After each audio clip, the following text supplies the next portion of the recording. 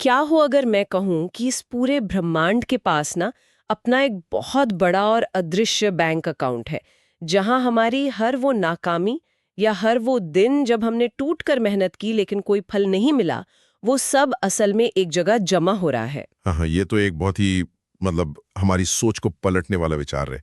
क्योंकि आमतौर पर जो धारणा है वो कुछ और ही होती है। बिल्कुल।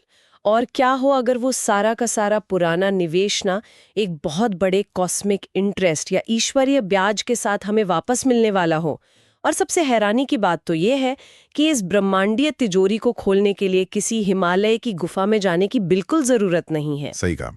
आमतौर पर जब हम अध्यात्म या शिव तत्व जैसी भारी भरकम बातों पर चर्चा करते हैं तो दिमाग में सबसे पहली तस्वीर यही आती है कि सब कुछ छोड़ना पड़ेगा, मतलब वैराग्य लेना होगा। हाँ, जैसे पहाड़ों पर चले जाना।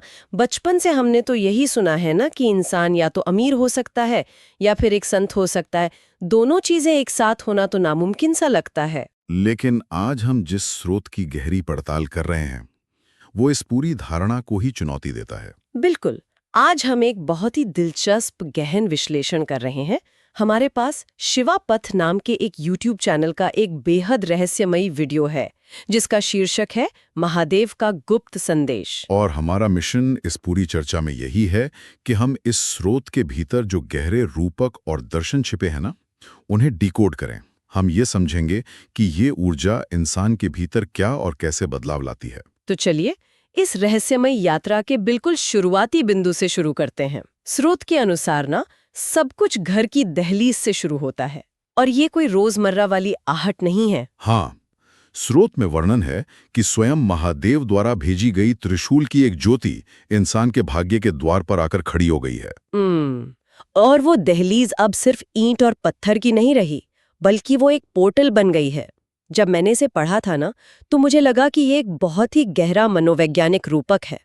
रूपक तो है, लेकिन देखिए, स्रोत इसे एक बहुत ही वास्तविक ऊर्जावान घटना के रूप में पेश करता है। जब वो ऊर्जा इस पोर्टल को पार करती है तो सबसे पहला काम जो वो करती है वो है प्रारब्ध का विसर्जन। मतलब पुराने कर्मों के खाते का जलना। राइट। बिल्कुल। इसे अगर हम सरल भाषा में समझें तो ये हमारी पुरानी आइडेंटिटी या हमारी पुरानी केंचुली को उतार फेंकने जैसा है। इसी बात पर ना मेरे दिमाग में एक एनालॉजी आई थी।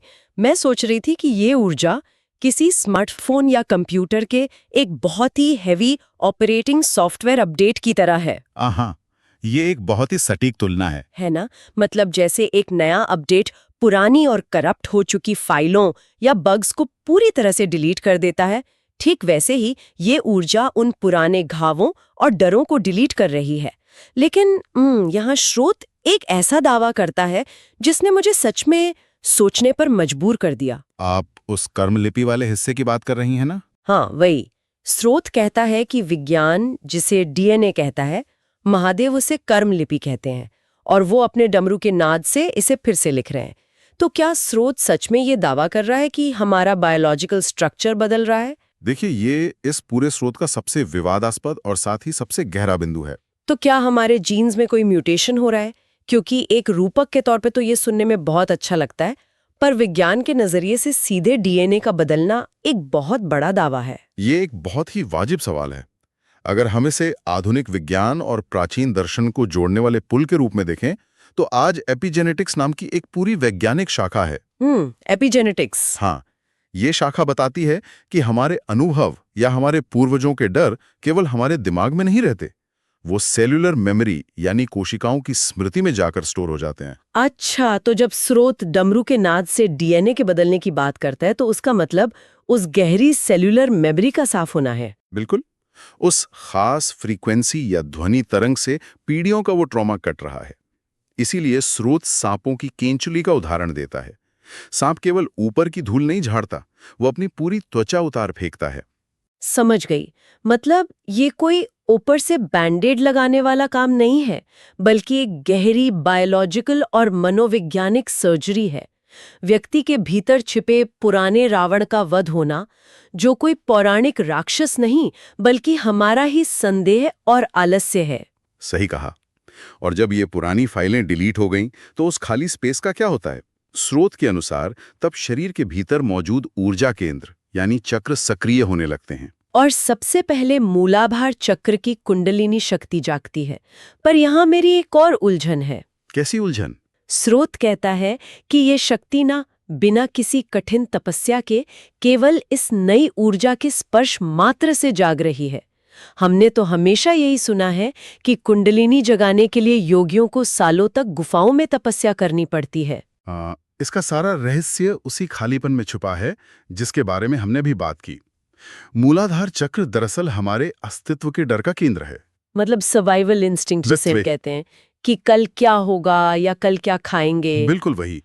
योगी तपस्या के जरिए इस डर को धीरे धीरे खत्म करते हैं, लेकिन स्रोत के अनुसार जब वो बाहरी त्रिशूल की ऊर्जा उस कर्म लिपि को साफ कर देती है ना, तो वो डर अचानक ही शून्य हो जाता है। ओह, ये तो ऐसा है जैसे आपने किसी दबे हुए स्प्रिंग पर से बहुत भारी पत्थर हटा लिया। हाँ, एकदम सही। स्प्रिंग को ऊपर उठने के लिए किसी बाहरी मेहनत की जरूरत नहीं होती, बस उस दबाव को हटाने की जरूरत थी। ये उदाहरण बहुत ही सटीक है। पत्थर हटते ही ऊर्जा अपने आप ऊपर की ओर बहने लगी। और यहीं पर वो सिद्धांत आता है जिसने मुझे सबसे ज्यादा रोमांचित किया, ब्रह्मांडीय विनिमय, या जिसे कॉस्मिक एक्सचेंज कहा गया है। हाँ, ये इस यात्रा का वो चरण है जहां आंतरिक ऊर्जा बाहरी दुनिया की भौतिकता से सीधे टकराती है। तो क्या ये एक तरह का कॉस्मिक प्रोविडेंट फंड है? क्योंकि स्रोत कहता है कि हमारी पुरानी मेहनत जो हमें लगता था कि बेकार चली गई, वो असल में ब्रह्मांड के बैंक में जमा हो रही थी। बिल्कुल, और अब वो सारी जमा पूंजी दिव्य ब्याज के साथ लौट रही है। ये विचार किसी भी इंसान के लिए बहुत बड़ी राहत हो सकता है जो अपनी असफलताओं से निराश हो चुका हो। हाँ, ये विचार तो सच में सुकून देने वाला है। पर क्या इसका प्रभाव केवल मानसिक होता है या भौतिक भी? देखिए, जब ऊर्जा मूलाधार से ऊपर उठकर नाभि के केंद्र यानी मणिपुर चक्र में आती है तो ये सब घटित होता है। मणिपुर चक्र हमारी महत्वाकांक्षा और ऐश्वर्य का केंद्र है। तो ये हमारे भीतर के पंच तत्वों के असंतुलन को ठीक करता है। इसका मतलब है कि जिसे हम अब तक अपना दुर्भाग्य समझ रहे थे, वो असल में केवल हमारे भीतर के तत्वों का असंतुलन था। सटीक रूप से। और जब ये संतुलन बैठता है तो जो समृद्धि आती है वो कोई साधारण पैसा नहीं है। स्रोत इसे महालक्ष्मी का स्थिर तत्व कहता है। अच्छा, महालक्ष्मी का स्थिर तत्व। जी। क्योंकि अक्सर तो ये होता है कि जब अचानक बहुत सारा पैसा आता है तो इंसान की रातों की नींद ही उड़ जाती है। हाँ, उसका तनाव बढ़ जाता है। लेकिन ये ऊर्जा धन के साथ साथ गहरी नींद, शांति और सुरक्षा का एहसास भी लाती है। पर एक सेकंड, जी। यहाँ मुझे थोड़ी शंका हो रही है। स्रोत में एक पंक्ति है कि अब युद्ध महाकाल लड़ेंगे और इंसान को केवल साक्षी बनना है। जी हाँ, साक्षी भाव में स्थापित होना। तो क्या इसका मतलब ये है कि बस सब कुछ छोड़ छाड़ कर सोफे पर बैठ जाओ और समृद्धि खुद ब खुद किसी चुंबक की तरह खींची चली आएगी? मतलब क्या व्यक्ति को अब कोई कर्म या प्रयास करने की आवश्यकता ही नहीं है? देखिए, ये एक बहुत ही आम गलतफहमी है। यहाँ साक्षी भाव का मतलब सोफे पर बैठना या निष्क्रिय होना बिल्कुल नहीं है।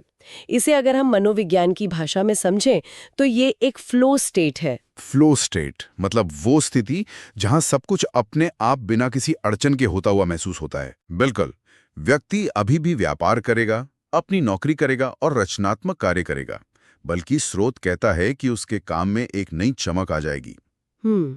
और लोग उसकी सफलता का राज पूछेंगे। हाँ, लेकिन अब वो अवांछित संघर्ष नहीं करेगा। वो एक दर्शक की तरह देखेगा कि कैसे ब्रह्मांडीय गुरुत्वाकर्षण उसके पक्ष में काम कर रहा है। मतलब काम पूरी ऊर्जा से होगा, लेकिन उस काम के नतीजे को लेकर जो एक डर या तनाव होता है वो खत्म हो जाएगा। एकदम सही। इसीलिए कहा गया है कि युद्ध महाकाल लड़ेंगे, यानी जो भारी काम है, जो यूनिवर्स का काम है, वो यूनिवर्स पर छोड़ दिया गया है। वाह, इसे इस तरह से देखने पर तो ये आलस्य नहीं बल्कि एक एक्सट्रीम एफिशिएंसी लगती है। तो जब ये आंतरिक ऊर्जा केंद्र इस तरह से जाग जाते हैं तो इंसान का अपने बाहरी संसार और अपने अतीत के साथ रिश्ता कैसे बदलता है? यहाँ से यात्रा का एक बहुत ही दिलचस्प मनोवैज्ञानिक मोड़ आता है, माया का आवरण हटना। स्रोत कहता है कि जिन लोगों ने व्यक्ति को धोखा दिया वे असल में कोई विलन नहीं थे। हाँ, तो वो सब क्या थे फिर? ये सब बस माया के रंगमंच के पात्र मात्र थे।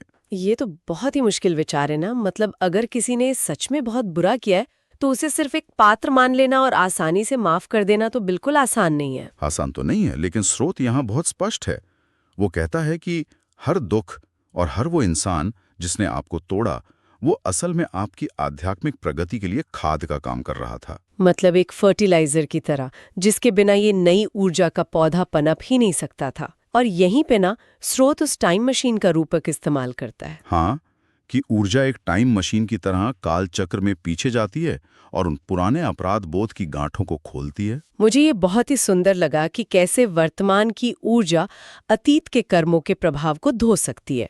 लेकिन इसके ठीक बाद स्रोत विशुद्ध चक्र यानी गले के केंद्र पर वाक सिद्धि की बात करता है। जी, कंठ में नीलकंठ का आशीर्वाद और सरस्वती का वास। भी है। क्या स्रोत इतनी बड़ी शक्ति सौंपने से पहले कोई चेतावनी नहीं देता? बिल्कुल चेतावनी देता है, और यही इस दर्शन की असली परिपक्वता है। महादेव स्पष्ट कहते हैं कि इस शक्ति का उपयोग केवल निर्माण के लिए करना है, ध्वंस के लिए नहीं। पर क्या सिर्फ कह देने से इंसान मान जाएगा? नहीं, इसके पीछे एक ऑटोमेटिक सेफ्टी मैकेनिज्म भी काम करता है। Safety mechanism? वो कैसे काम करता है? ये सेफ्टी मैकेनिज्म है शून्यता का रहस्य। वाक सिद्धि उसे ही प्राप्त होती है जो वर्तमान के क्षण में पूरी तरह स्थापित हो चुका हो। मतलब जब इंसान शून्यता और मौन को समझ लेता है तो उसके भीतर से क्रोध और अहंकार खुद ही खत्म हो जाता है। बिल्कुल। तो असल में जब आपके पास श्राप देने या बुरा बोलने की शक्ति आती है ना, तब तक आपके भीतर से बुरा बोलने की इच्छा ही पूरी तरह से मिट चुकी होती है। हाँ, समझी। मतलब एडमिन पासवर्ड आपको तब मिलता है जब आप सिस्टम को हैक करने का इरादा ही छोड़ चुके होते हैं। हाँ, एकदम सही उदाहरण दिया आपने।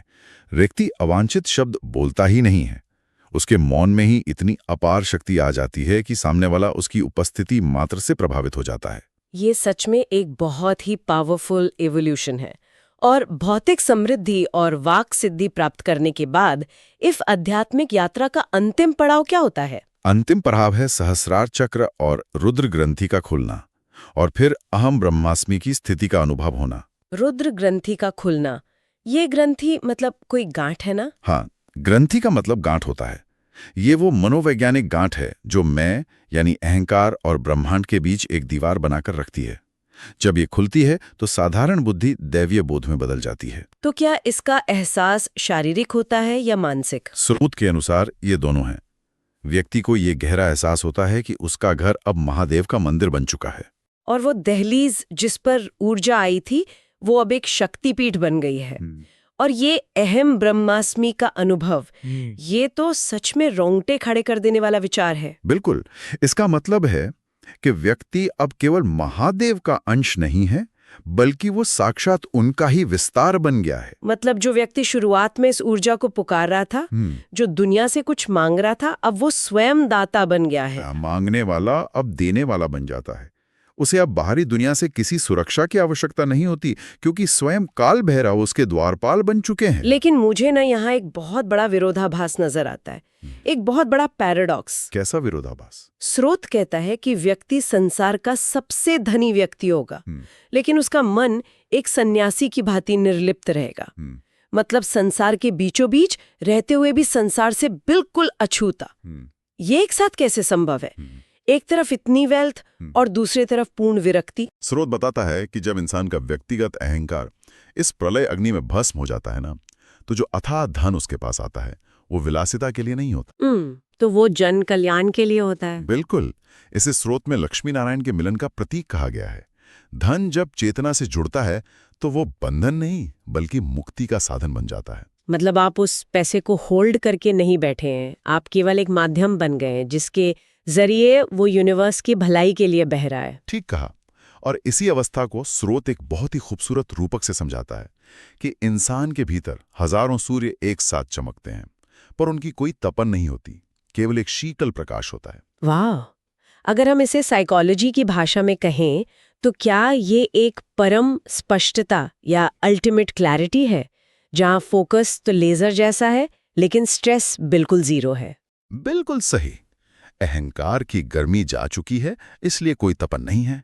और जब ऐसा होता है तो सबसे बड़ा डर यानी मृत्यु का भय हमेशा के लिए खत्म हो जाता है। वो केवल पुराने वस्त्र बदलकर नए वस्त्र पहनने जैसी एक सामान्य प्रक्रिया रह जाती है। ये कल्पना ही अपने आप में बहुत विस्मयकारी है, बिना तपन के हजारों सूर्य।